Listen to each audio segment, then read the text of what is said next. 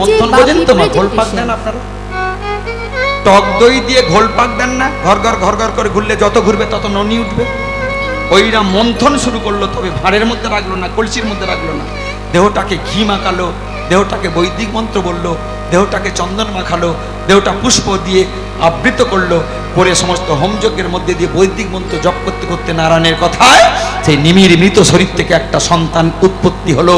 সেই সন্তানটির নাম হলো জনক। জনক জনক সেই জনক জন্মগ্রহণ করার পরে তার জ্ঞান, কেন জ্ঞান বাবা? ঋষিদের আশীর্বাদীর ফসল, সে তো জ্ঞানী হবেই। বীজ যদি ভালো হয় ফল ভালো হবেই। সেই বীজটা কার? গৌতম, অঙ্গিরা, বৈশিষ্ট্য, হ্যাঁ, এদের আশীর্বাদীর সঙ্গে সঙ্গে নিমি শরীর থেকে জনক জন্মগ্রহণ করা। তার জ্ঞান গুণ এত সুন্দর হলো, পরবর্তীকালে ত্রেতা যুগে মিথিলাকে বলা হলো জ্ঞানের পীঠস্থান। বহু রাজা মিথিলাতে ওই রাজস্বী শিরোদ্ধার জনকের জ্ঞান নিয়ে তারা রাজত্ব চালিয়েছে। ওইরাম রাজা পৃথিবীতে আর আসবে না বাবা।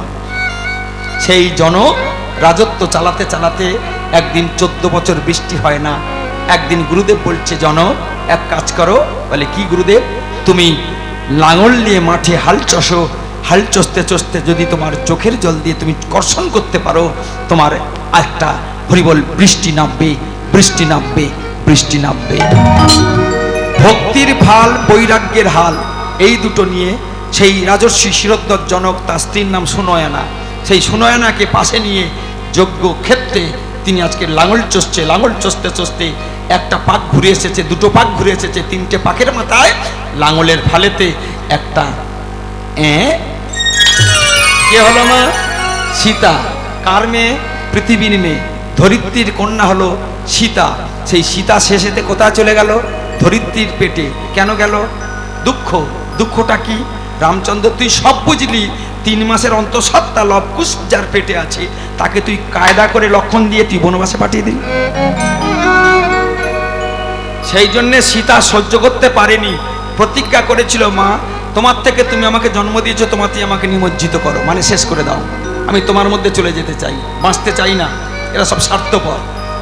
সঙ্গে সঙ্গে আমার সীতা বলেছিল, মাফ করবেন, সীতার মা বলেছিল, পৃথিবী ধরিত্রী বলেছিল, সীতে রে, তোকে আমি এখনই আমার কোলে জায়গা দিতে পারি, কিন্তু তোর গর্ভে যে 2টি সন্তান আছে, সেই সন্তান দুটিকে তুই মানুষ কর। মানুষ করার পরে যেদিন বৈদিক জ্ঞানে জ্ঞানী করবি, যেদিন মনের মতো মানুষ করবি, সেদিন যেদিন বলবি সেদিন কি তোকে আমি আমার কোলে। তাহলে রামচন্দ্র স্বার্থপর নয় বাবা?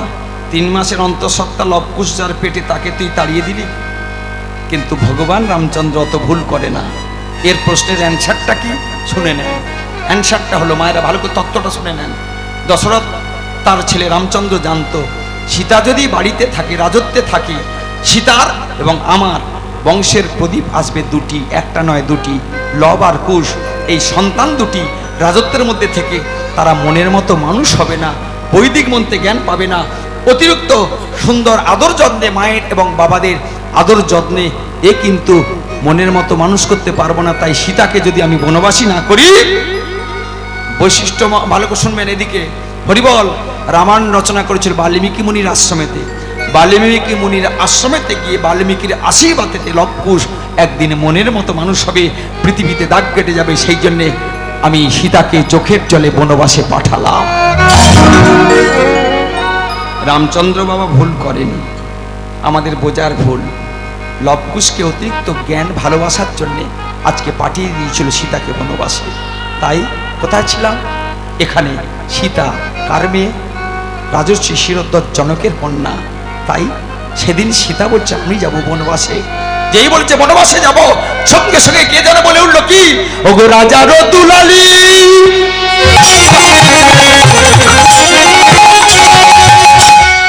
সীতা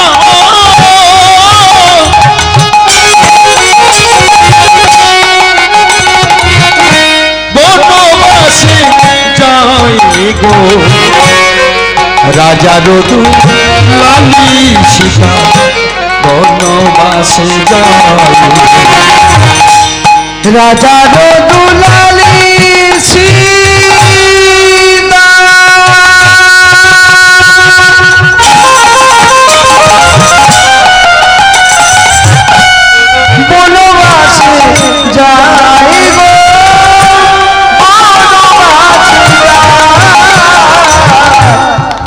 রাজার দুলালি সীতা বনবাসে যাইব বনবাসে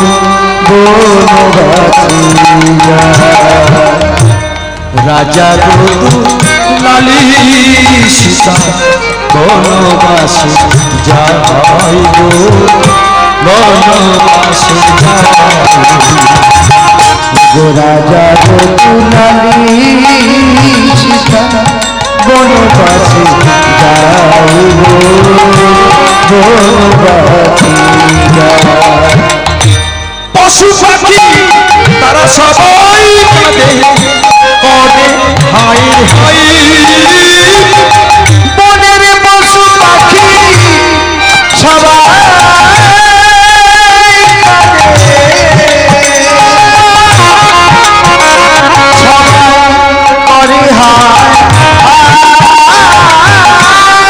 বনের পশু পাখি সবাই কাঁদে কবে হাই হাই বনের পশু পাখি সবাই করে হায়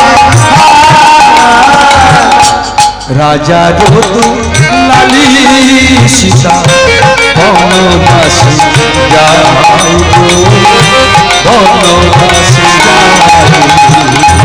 যাইব রাজা যদু লালি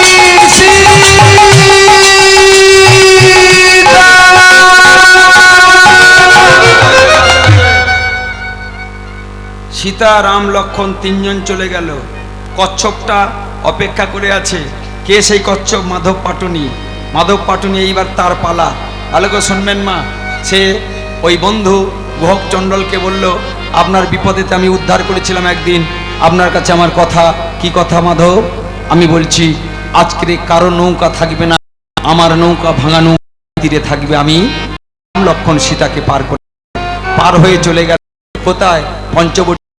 সবাইকে উদ্ধার করতে করতে বনে যেই গেছে, জনক লড়েছে কার? লঙ্কা। রাবণের জানতে পেরেছে কোথায়? পঞ্চবটির বনেতে দুটো সাধু এসেছে, দেখতে খুব সুন্দর, তাদের সাথে একটা নারী আছে, সেও খুব সুন্দরী। দেখে হয়তো অনুচর পাঠাচ্ছে। কাকে পাঠাচ্ছে মা? নিজের ভগ্নী মানে শূর্পণখা। শূর্পণখাকে পাঠাচ্ছে, যা গিয়ে দেখে হয়তো তাদের বহর কত। আমার এখতিয়ারের মধ্যে এই যে তপবন, সেই তপবনের মধ্যে তারা কি এসে ঘাঁটি গেড়েছে। দুদিন পরে লঙ্কাকেও বলবে হটে যাও তুমি। দেখে আর কে তাদের বহরটা কারা, তারা কি করছে, তারা কি চায়। এই বলে মা শূর্পণখা, সে হচ্ছে বিধবা, মানে স্বামী মরে গেছে। মেরেছে কে? লঙ্কেশ রাবণ। শূর্পণখার স্বামীর নাম কি? বিদ্যুৎ জীবা। বিদ্যুতের মতো জীবটা বার করতে পারতো, যার উপরে ঠেকাবে রাক্ষস। শূর্পণখাকে বিয়ে করেছিল কেন? ছলে বলে কৌশলে ওদের যদি জামাই হতে পারি, আমার হরিবল ভালো করে লক্ষ্য করবেন, আমার শালাবাবুকে মেরে আমি হরিবল ওই লঙ্কার মালিক হব। বিদ্যুৎ জীবার বাবা এবং বিদ্যুৎ জীবা দুজন যুক্তি করে শূর্পণখার সাথে জানতে পেরেছিল কে? লঙ্কার রাবণ। তাই তরবারি দিয়ে নিজের স্বামীকে শূর্পণখা দাদার চড়ি ধরে বলল, তুমি আমার স্বামী বললে, বোনটি আমার যে শয়তান হয়, শয়তানের বেঁচে থাকার অধিকার থাকে না। আমি নিজে হাতে মেরেছি ঠিক, কিন্তু তোকে আবার বিবাহ দেবো, উপযুক্ত পাত্র দেখে তোকে দানে ভূষিত। আমি কথা দিলাম।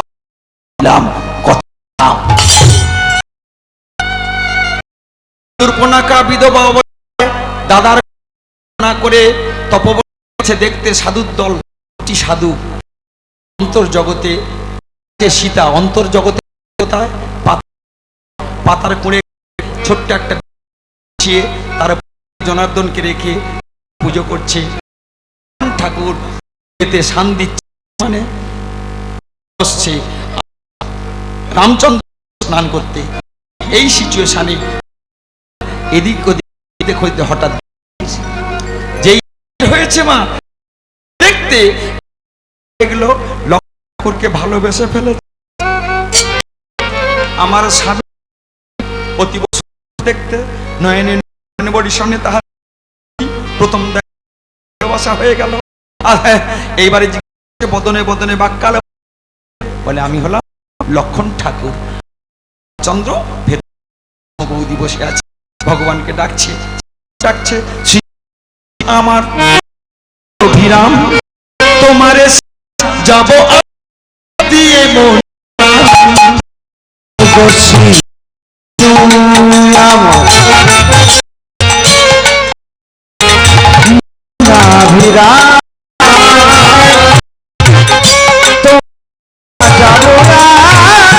দিয়ে মন শ্রী বিষ্ণু আমার নয়ন অভিরাম তোমারে যাব আমি দিয়ে মন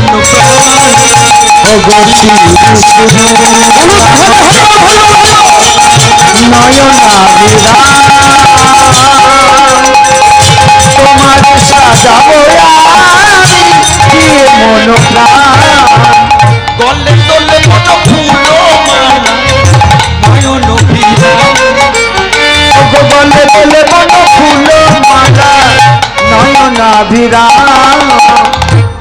এখানে একটা জিনিস বুঝে নাও মায়েরা, বুঝে নাও, ফুলমালা কাকে বলে? বন ফুলমালা। বন থেকে যে ফুল কালেকশন করে প্রভুর গলা দেওয়া হয় সেটা বন ফুলমালা হওয়া উচিত, কিন্তু শাস্ত্র বলছে বনের ফুলের মালা তুলে আনো আর শহর থেকে কিনে আনো, প্রভুর হাঁটুর নিচে যতক্ষণ না মালাটা ঝুলবে ততক্ষণ বন ফুলমালা হবে না। তাহলে প্রভুর মালাটা গলে থেকে হাঁটুর নিচে পর্যন্ত দোলা চাই। দুলিয়ে দিয়েছে, কে দাঁড়িয়ে আছে? লক্ষ্মী জনার্দন। সামনে কে? লক্ষ্মীর অংশোদ্ভূতা সীতা, সে আমার গাইছে দলে দলে মন ফুলো নয়ন অভিরাম গলে দলে মন ফুলো মালা নয়নাভিরাম। শ্রী বিষ্ণু তোমারে যাব আমি দিয়ে মন শ্রী বিষ্ণু আমার নয়নাভিরাম তোমার সাজাবো দিয়ে মন নয়ন জলে তোমায় ডাকি নয়নে জলে তোমায় ডাকি নয়ন জলে তোমায় খুঁজি নয়নে জলে তোমায় খুঁজি কৃপা করে এই বিনতি নয়ন জলে তোমায় খুঁজি কৃপা করো ওই না নয়ন জলে কৃপা করে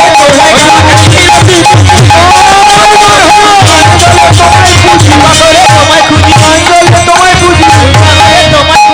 নয়নে জলে তোমায় খুঁজি শ্রী বিষ্ণু আমার নয়ন অভিরাম তোমারে যাব আমি দিয়ে মন প্রাণ শ্রী বিষ্ণু আমার নয়নাভিরাম তোমার যাবো আমি দিয়ে মন প্রাণ। এই বলে সীতা পাতার কুড়ে ঘরে বিষ্ণু নারায়ণকে সেবা করছে, আর শূর্পণখা খোঁজ নিতে এসে লক্ষণ ঠাকুরকে বাইরে দেখে ভালোবেসে ফেলেছে। আপনি যদি ছোট ঠাকুর হন, একটা কথা বলি, আপনাকে আমি বিয়ে করে বাকি জীবনটা কাটাতে চাই। আপনাকে আমার ভালো লেগেছে, যেমন দেখতে তেমন তার গড়ন, তেমন তার রং, তেমন তার চাহনি। আপনি আমার স্বামী হবেন? আপনি কে? আমি লঙ্কেশ রাবণের ভগ্নী, এসেছি দেখতে, কিন্তু দেখেছি এমন দেখে নয়ন ফেরাতে পারছি না। আপনি এখান থেকে চলে যান। সম্মান দিয়ে বলেছে আপনি এখান থেকে চলে যান। একবার থেকে দুবার বলেছে শূর্পণখা আপনাকে আমি বিবাহ করতে চাই, এখান থেকে চলে যান, আপনাকে আমি বিবাহ করতে চাই।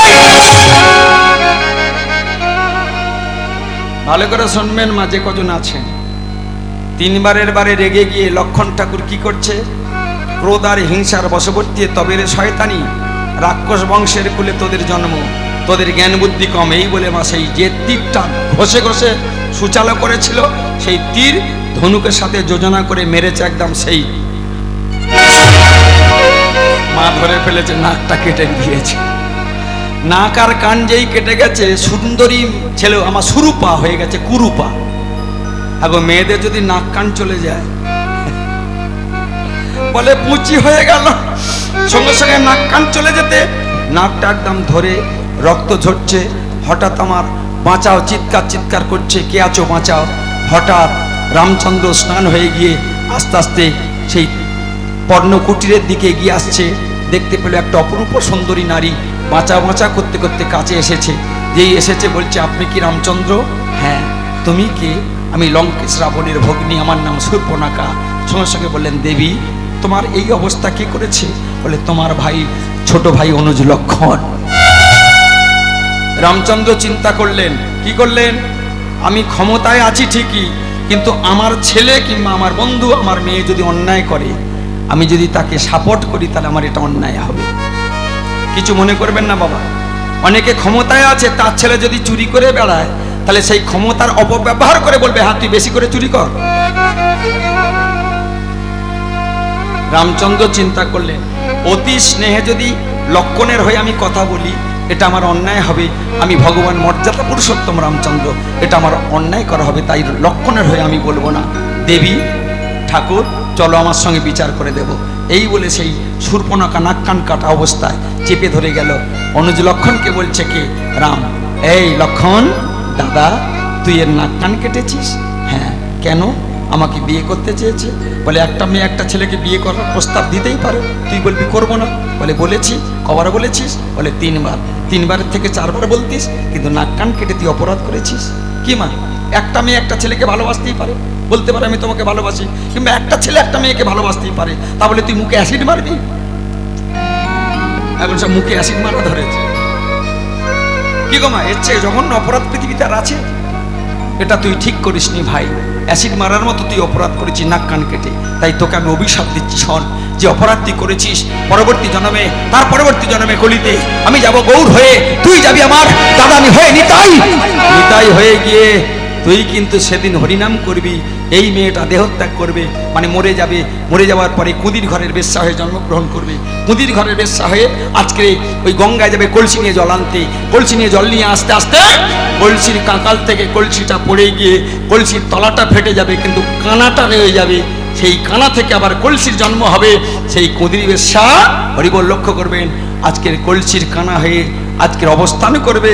আর ক্রোধ আর হিংসার বশবর্তী হয়ে তুই যে ওই মেয়েটার নাক কান কেটেছিস, ক্রোধ আর হিংসা থেকে 2টো দৈত্য জন্মগ্রহণ করবে। তাদের নাম হবে জগাই আর মাধাই।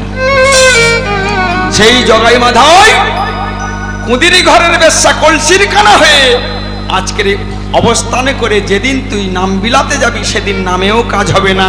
সেদিন কিন্তু সেই কলসির কানাটা তোর কপালে লাগা যা, আর সঙ্গে সঙ্গে ছচ্ছর করে রক্ত বেরিয়ে যাওয়া। তা আমি প্রথমেই বলেছি, অনেকে চলে গেছে, জিনিসটা বুঝতে পারবে না। হরিনামে কখনো কাজ হয়, কখনো কাজ হয় না। অনেকে যদি মনে করেন আমি একাদশী করি, আমি কার্তিকের ব্রত করি, আমি হরিনাম করি, আমি অন্যের জমি আল ঠেলে ধান কেটে নেব, অন্যকে ক্ষতি করে আমি বড়লোক হব, যে হরিনাম করব, সেই হরিনামে কাজ হবে না, হবে না, হবে না। নির্মল হয়ে চিত্ত শুদ্ধ শরীরে যদি একবার হরিনাম করতে পারো, সেই হরিনামটা কাজ হবেই হবেই হবেই হবে।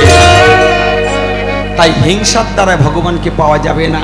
তাই আজকের যেই কেটে গেছে, এখানে সাদা কাপড় দিয়ে বেঁধেছিল, সেই সাদা কাপড়টা লালে লাল হয়ে গিয়ে রক্ত দিয়ে 3টে অক্ষর দেখা গেল। সেটা কি? হরে কৃষ্ণ রাম। সেদিন থেকে নিতাই চাঁদ বলল, কলিজীবের মুক্তির পথের জন্য হরি হরে নাম কৃষ্ণ আর থাকবে না। এখন থেকে হয়ে যাবে কি? হরে কৃষ্ণ কৃষ্ণ কৃষ্ণ হরে হরে, হরে রাম রাম রাম। জপ হরে কৃষ্ণ কৃষ্ণ কৃষ্ণ হরে হরে।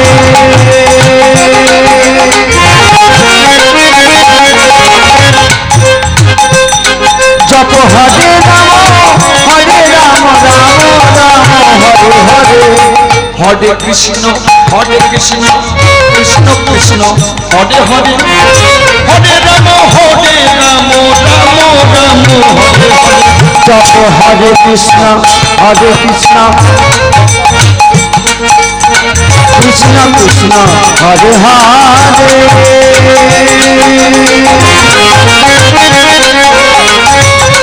জপ হরে রাম রাম রাম হরে হরে। প্রভু কহে কহিলাম এই মহামন্ত্র, হরে যত সবে করি আমি বন্ধ। আমার মহাপ্রভু কহে, হরি হরি হরি হরি হরি।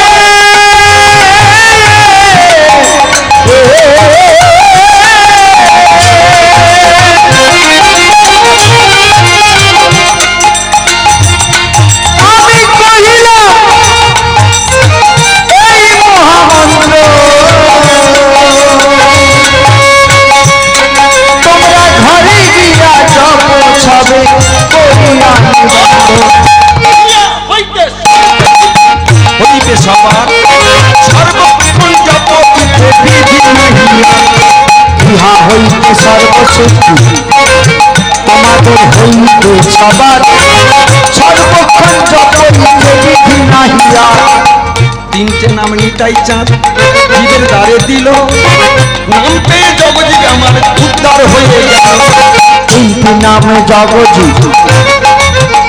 ওগো তারা পেয়ে গেল এই নাম পেয়ে ধন্য হয়ে গেল 16টা নাম উৎকৃষ্টত সবাই জপে চাও নামের মধ্যে নাম আছে জানিও নিশ্চয়। তোমরা জানিও নিশ্চয় ওগো জানিও নিশ্চয় এই নাম ছিল ব্রহ্মণে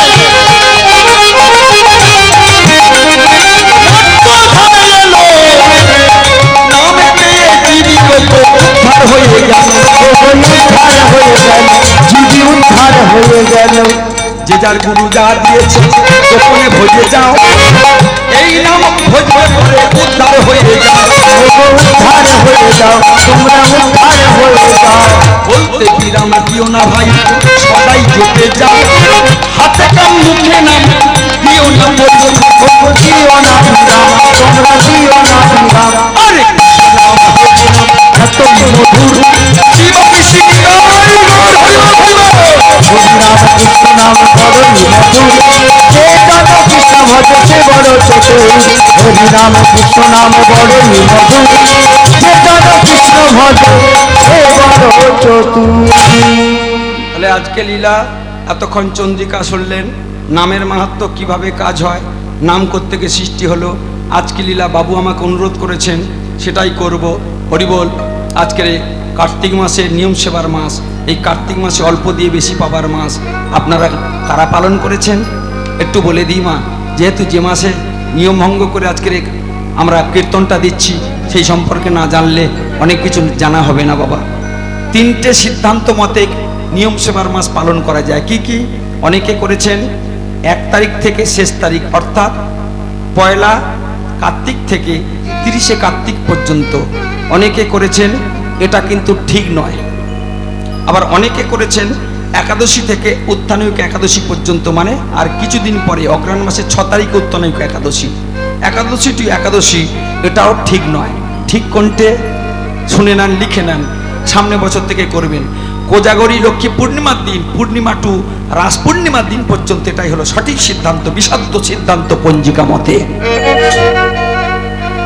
এবছর বাবা মল মাস পড়েছিল মল মাস কেন কি জিনিস এই মল মাস সম্পর্কে বাবুদের একটু ধারণা দিয়ে দিই পঞ্জিকা দুটো মতে আমরা গণনা করি একটা চান্দ পঞ্জিকা একটা সূর্য সিদ্ধান্ত পঞ্জিকা চন্দ্র পঞ্জিকায় বলা হলো 355 দিনে বছর সূর্য পঞ্জিকায় বলা হলো 365 দিনে বছর তাহলে 55 আর 65 কদিনের তফাৎ মা 10 দিন এই 10 দিন প্রতি বছরে 10টা দিন করে অতিরিক্ত হয় যার জন্য দ্রৌপদীর বস্ত্র হরণ হয়েছিল মুখে দিয়ে শুধু একবার মল মাস বলেছিল বলে তাই জীবনে মল মাস বলবেন না আজ থেকে শেখার পর 3 বছর পরে এই সৌভাগ্যটা বাবা আমাদের আসে তাই এবছরে সেই মাসটা পড়ার জন্য সমস্ত অনুষ্ঠান আচার পূজা অর্চনা সবই কার্তিক মাসে ঠেলে ঢুকে গেছে ভালো করে শুনবেন আজকের সেই মল মাস কথাটা বলতে নেই আজ থেকে শেখার পরে জীবনে মল মাস বলবো না কি বলবো সেটা শুনবেন তাই 10টা দিন প্রতি বছর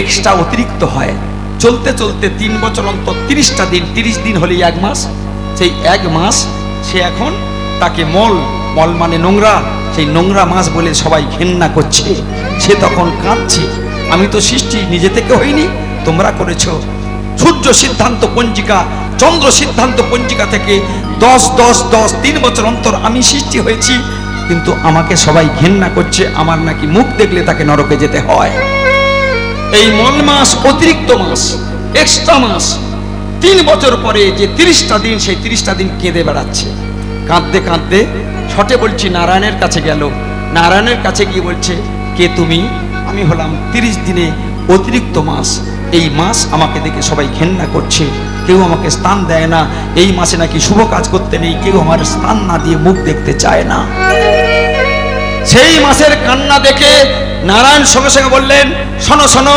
আজ থেকে তোমার নাম মল মাস হবে না আজ থেকে তোমার নাম হলো মর্যাদা পুরুষোত্তম মানে পুরুষোত্তম মাস। আমি হলাম পুরুষের উত্তম, এই নারায়ণের নাম অনুসারে তোমার নাম হলো পুরুষোত্তম মাস। সেই নারায়ণের নাম অনুসারে সেই মাসটার নাম হলো মল মাস নয়, পুরুষোত্তম অতিরিক্ত মাস।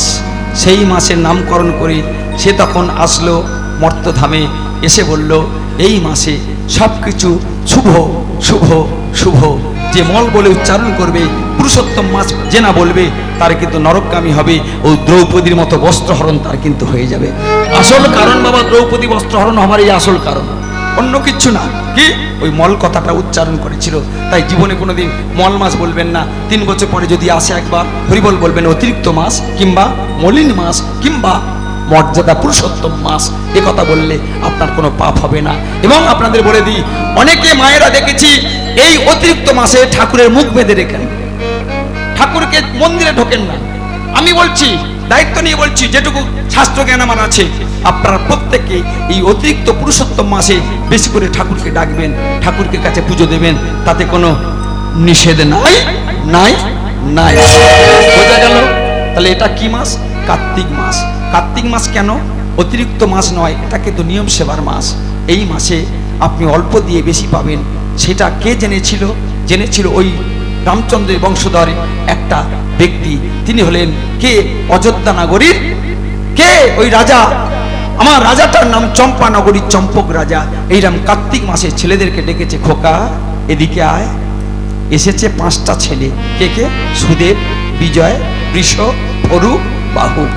5টা ছেলে কার্তিক মাসে ডেকে সামনে বসিয়ে বলছে, বাবা বলতো, তোদের অন্ন দিয়েছি? হ্যাঁ পিতা। বস্ত্র দিয়েছি?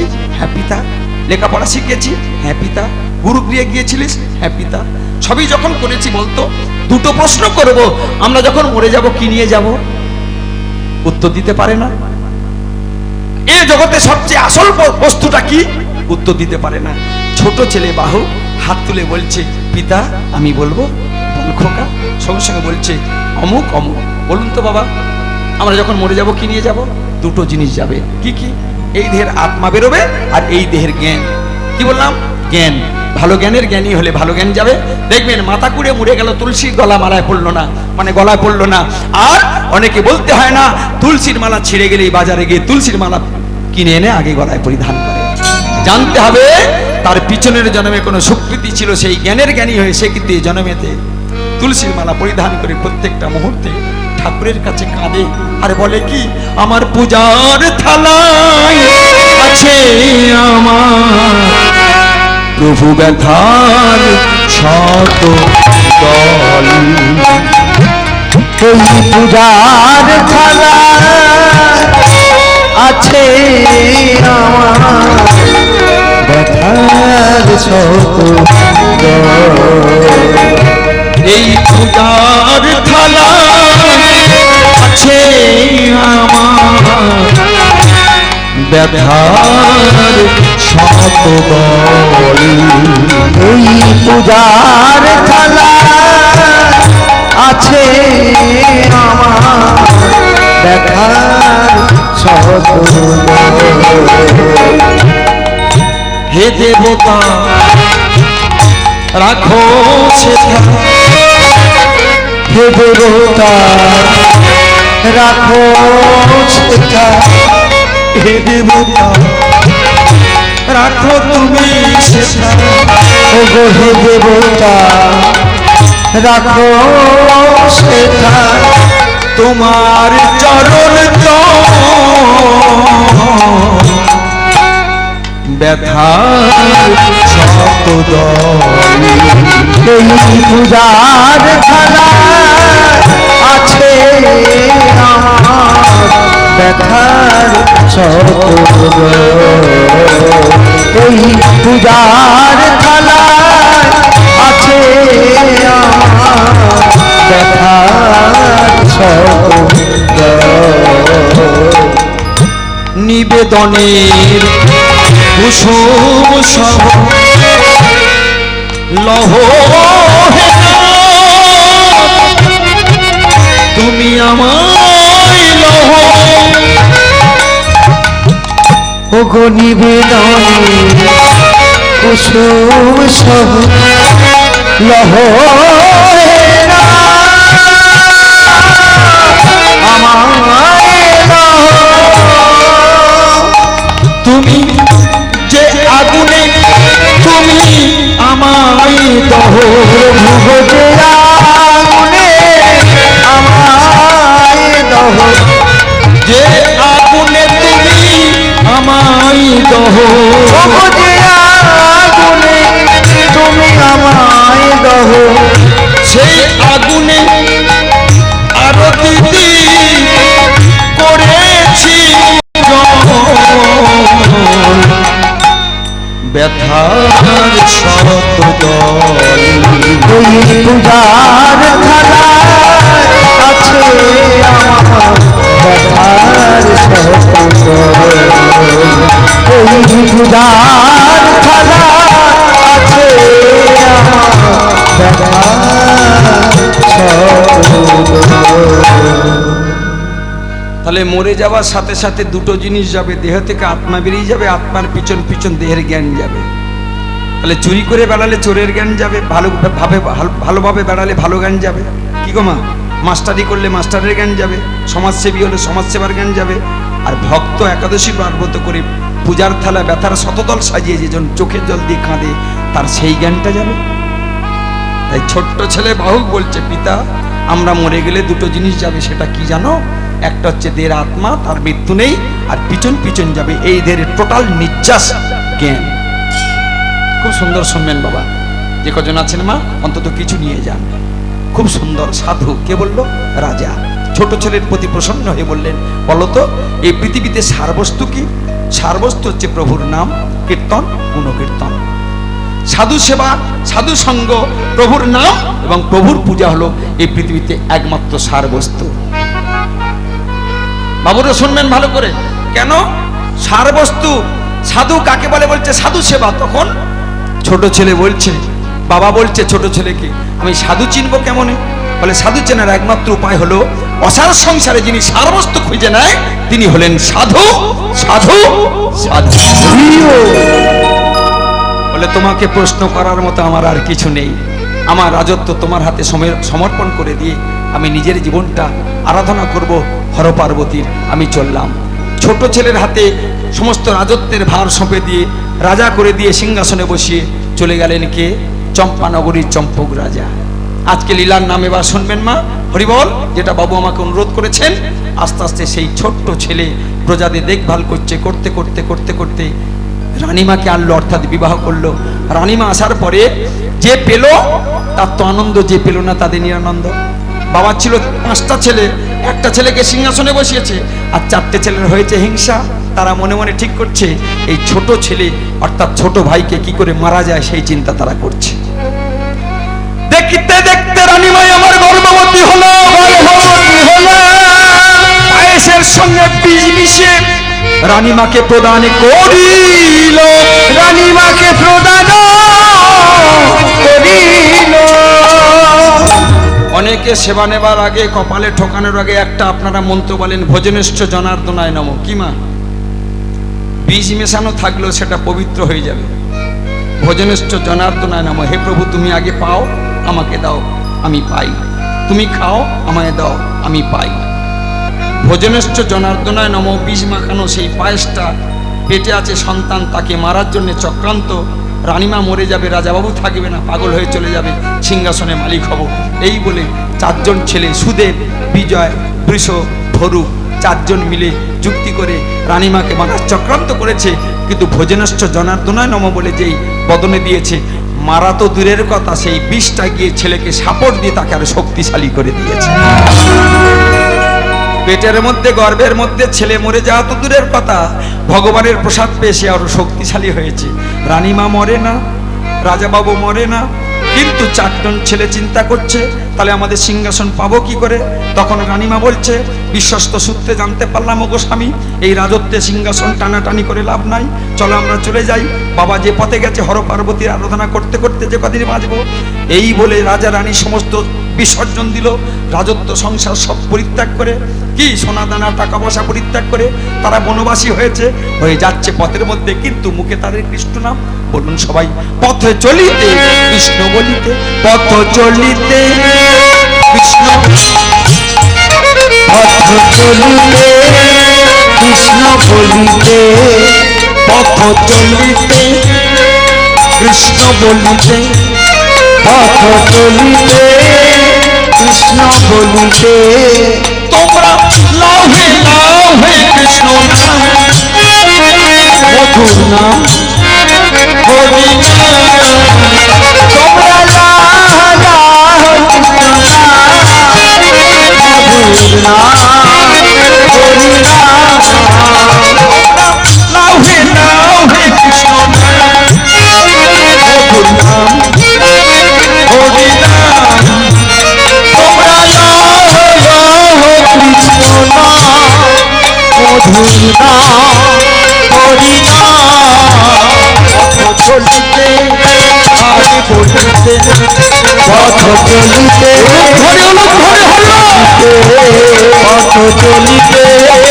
আরে বলিতে, পথ চলিতে আরে বলিতে। মুখে আধারো রাত্রি হয়েছ কোন ছাত্রী, সম্মুখে আধারে রাত্রি হয়েছ পথযাত্রী। চলিতে তার নাম, চলিতে তাহার নাম, আরে বলিতে তাহার নাম, বলিতে তাহার নাম, বলিতে তার নাম, আর চলিতে তাহার নাম। মধুর নাম কৃষ্ণ নাম, পথ চলিতে আরে বলিতে, পথ চলিতে আরে বলিতে, চলিতে আরে বলিতে, পথ চলিতে আরে বলিতে। নিঃশ্বাসে অনেক বিশ্বাসে অনেক পঙ্খিতে, প্রতি বিশ্বাসে প্রতি নিঃশ্বাসে প্রতি অঙ্কিতে, প্রতি পঙ্ক্তিতে, অনেক নিঃশ্বাসে অনেক বিশ্বাসে প্রতি পঙ্খিতে, প্রতি বিপদে, বিশ্বাসে প্রতি নিঃশ্বাসে প্রতি অঙ্কিতে, প্রতি বিপদে। তোমরা বলো বলো তার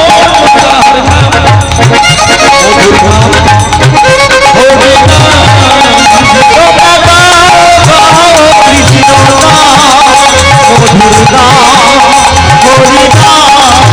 পথ চলিতে আরে বলিতে, পথ চলিতে আরে বলিতে, পথ চলিতে আরে বলিতে। রাধা রানী কি, জয়। শ্যাম সুন্দর কি, জয়। দমদমা ভক্তবৃন্দ কি, জয়। হরি কমিটি বাবুরা কি, জয়। 50 বছর পূর্তি কি, জয়। হৃদয় গৌর সমান। হরি হরি হরি ও।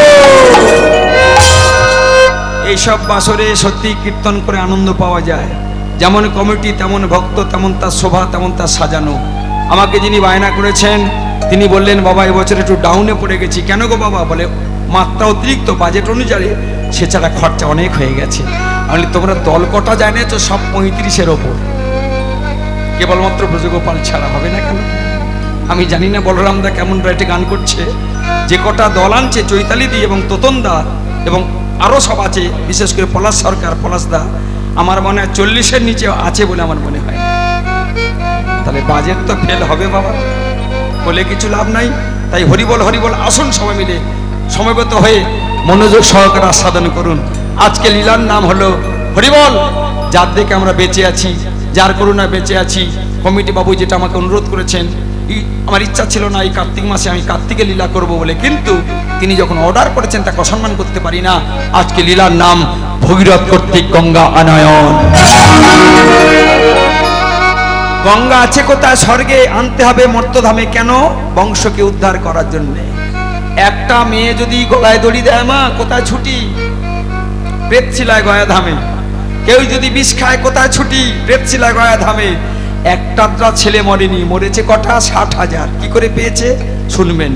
এই বলে রাজা রানী চলে গেল হর পার্বতীর আরাধনা করার জন্য দক্ষিণ ভারত। দক্ষিণ ভারতে গিয়ে একটা মন্দির দেখতে পেল। সেই মন্দিরে আছে রাধা গোবিন্দ, তার রক্ষক হলেন, অর্থাৎ সাধুর নাম হলো ঔর্ব ঋষি। ঔর্ব ঋষি প্রতিদিন রাধা গোবিন্দকে সেবা দেয় আর মনে মনে আজকে বলে আর কাঁদে কি? আসুন সবাই মিলে বলুন আমার সাথে, রাধা কৃষ্ণ প্রাণময় যুগল কিশোর। রাধা কৃষ্ণ প্রাণময় যুগল কিশোর। রাধা কৃষ্ণ প্রাণ যুগল কিশোর। রাধা কৃষ্ণ প্রাণময় যুগল কিশোর। রাধা কৃষ্ণ প্রাণময় যুগল কিশোর। জীবনে আর জীবনে মরণে তুমি, জীবনে মরণে তুমি আর নাহি যুগল কিশোর। রাধা কৃষ্ণ প্রাণময় যুগল কিশোর। রাধা কৃষ্ণ প্রাণময় যুগল কিশোর। যমুনা তীরে কদমের রতন বিরমূলে বসা বধূজন। নয়ন ভরিয়া শুধু, নয়ন ভরিয়া শুধু হরিপদ যুগল কিশোর। রাধা কৃষ্ণ প্রাণময় যুগল কিশোর।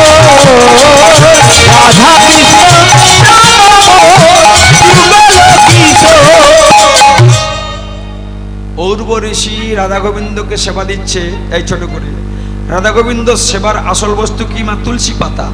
তুলসী পাতা ছাড়া গোবিন্দের চরণ সেবা হয় না। যে তুলসীর সাথে গণেশের ঘোরতর বিবাদ।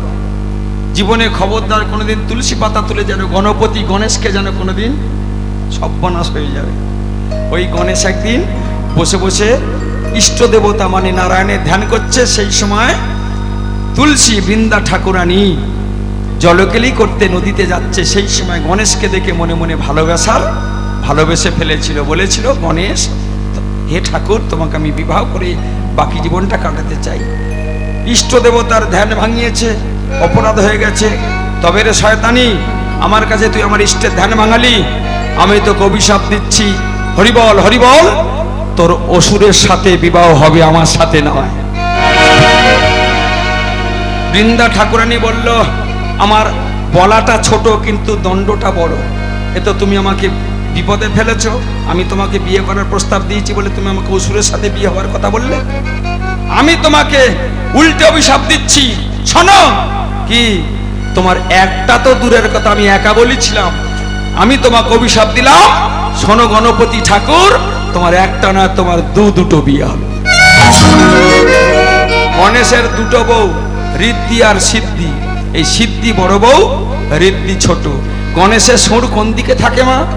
কোনো দেখবেন গণেশের বাম দিকে আছে, কোনো গণেশের সুর দেখবেন ডান দিকে আছে। মায়েদের বলি, এই গণেশকে বাড়িতে রাখবেন কোন গণেশকে? ডান দিকে সুরালা নাকি বাঁ দিকে সুরালা? বাঁ দিকে সুরালা গণেশকে রাখবেন। সুরটা কেন কোন দিকে থাকে ভালো করে শুনে নেন মা। গণেশ দুজনকে ভালোবাসতো। কাকে কাকে? ঋদ্ধি আর সিদ্ধিকে। সিদ্ধিকে ভালোবেসে যখন, বড় রানীকে ভালোবেসে যখন সুরটা ডান দিকে ঘোরাতো, জানতে হবে সিদ্ধির দিকে প্রেম পরিণয় নিবেদন করেছিল। সেই জন্যে সুরটা গণেশের ডান দিকে। আর বাঁ দিকে আছে ঋদ্ধি। ঋদ্ধিকে ভালোবেসে যখন প্রেম পরিণয় করত, সেই সময় বাম দিকে গণেশের সুর থাকতো।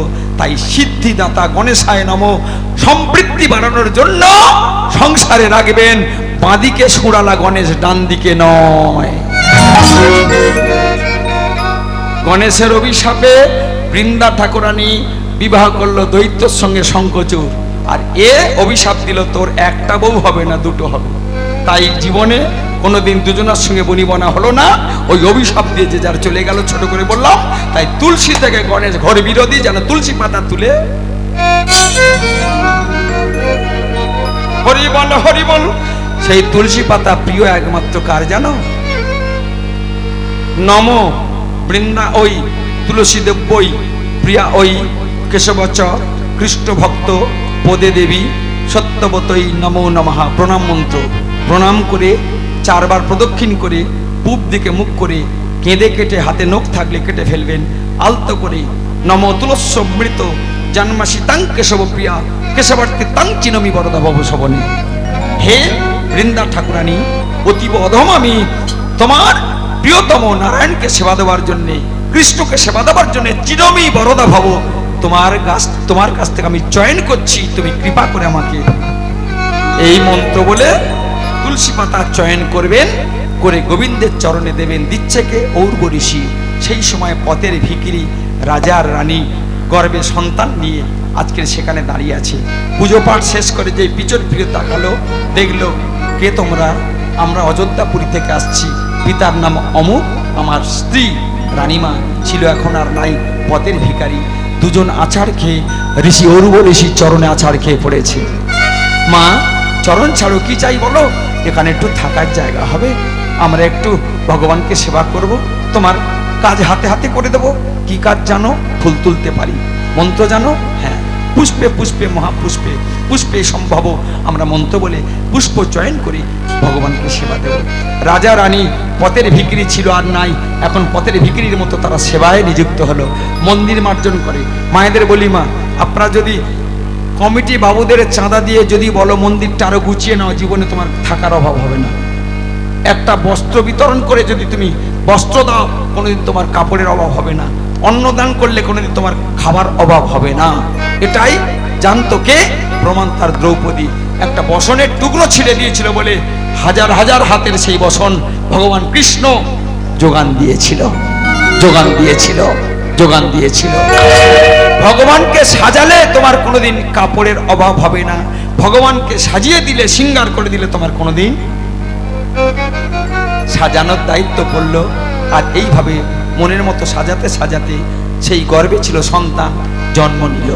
জন্ম যেই নিয়েছে ঔর্ব ঋষি নাম দিয়েছে সগর। সগর ধীরে ধীরে বড় হচ্ছে।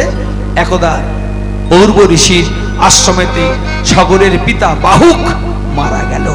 দেহ রাখতে রানীমা ছোট্ট ছেলেটাকে নিয়ে মনের মতো মানুষ করতে করতে একদা 21 বছর বয়স হলো। কিন্তু ওইদিকে কি হচ্ছে? অযোধ্যাপুরীতে 4 জন অত্যাচারী রাজা, তাদের অত্যাচারে সমস্ত প্রজারা দুঃখী হয়ে তারা উচ্চ ঈশ্বরে কাঁদছে আর বলছে বাঁচাও বাঁচাও বাঁচাও। কানে চলে গেল সগরের, সগরে চলে এলো অযোধ্যাপুরীতে। ঔর্ব ঋষির আশ্রম থেকে চিরতরে বিদায় নিয়ে আমার অযোধ্যাপুরী রাজা হয়ে বসলো। বসার পরে বশিষ্ঠ দেবের কথা মতো দুজনকে বিবাহ করলো। দুজনকে বিবাহ করার পরে সেই দুটো রানীমা একদিন কি করছে? গুরুদেব বশিষ্ঠকে পদ সেবা করে। ধীরে ধীরে গুরুদেব প্রসন্ন চিত্ত ধরে, প্রসন্ন চিত্ত ধরে, প্রসন্ন চিত্ত ধরে। বশিষ্ঠ আনন্দিত হয়ে যে মগন, ধীরে ধীরে বশিষ্ঠ অতি সুলক্ষণ,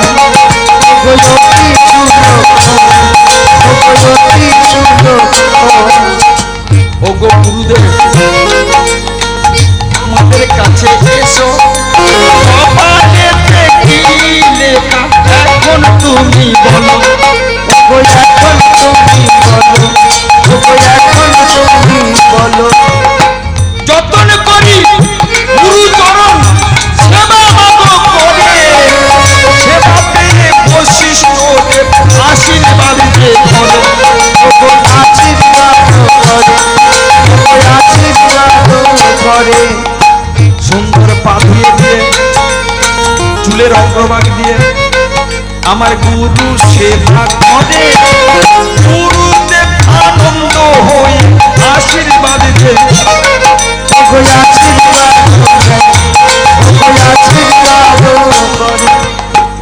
খুব সুন্দর আনন্দিত মনে বৈশিষ্ট্যদেব আশীর্বাদ করছে, সঙ্গে সঙ্গে বলছে, শোনো মা, তোমার ললাটে লেখা ফুটে উঠেছে, তোমার কাছে আমি দেখতে পাচ্ছি তুমি 60,000 পুত্রের জন্য নিজে হবে।